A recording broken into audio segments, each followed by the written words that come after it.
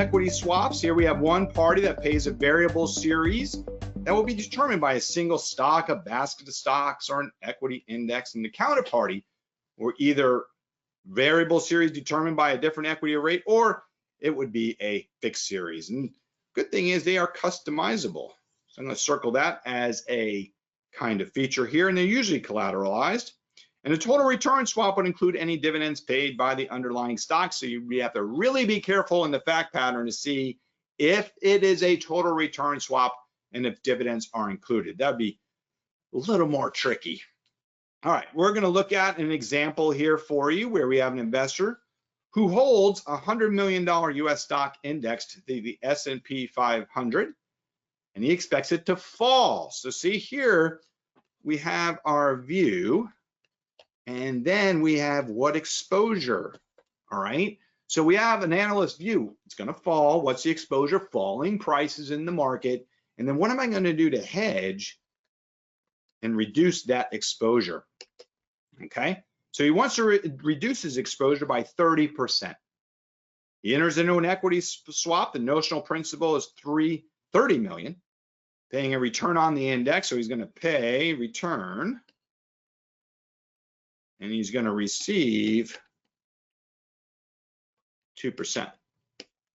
30%, where do you get the 30 million? Simple, 100 million times 30% arrives at our 30 million. Pretty straightforward. So our question is going to be this. I love this test question. I think it's a great one for an item set. Compute the net return over the 6 months under each of the following scenarios. The S&P goes up and the S&P goes down. So we're going to have two things we're going to look at here.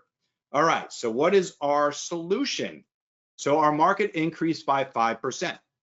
Hey, good. That's a good thing, right? We expected it to fall, but it went up. So first of all, you've got to look at what was the profit on the portfolio. And I think if some easy mistake or some careless mistake for that matter would be forgetting that the portfolio went up in value. That is a return to our investor. So it went up 5 million.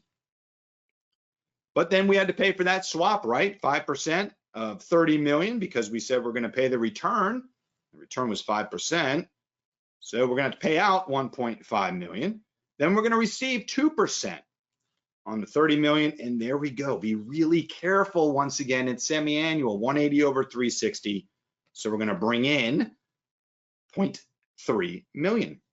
So our net profit is going to be the 5 million of the appreciation of the portfolio minus our swap payment plus our swap receipt. So our net profit is 3.8 million. So we're foregoing a little bit here on our, say, growth because we were hedging. We were more concerned about the negative than the positive. All right, now we're going to look at what happens if the market goes down, right? So our loss on the portfolio is going to be 5 million. It's pretty straightforward here.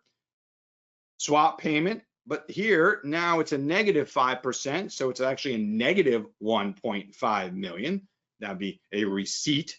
And then our swap receipt as well is going to be, once again, our 0.3 million. And when you do all those and you add up our net loss, you can see 5 million minus 1.5 minus 0.3 gives us a $3.2 million loss. Now, you could also look at this as your portfolio went down 5 million, but then you brought in 1.5 million, and then you brought in the interest payment, and you still get the same 3.2% or 3.2 million. There we go.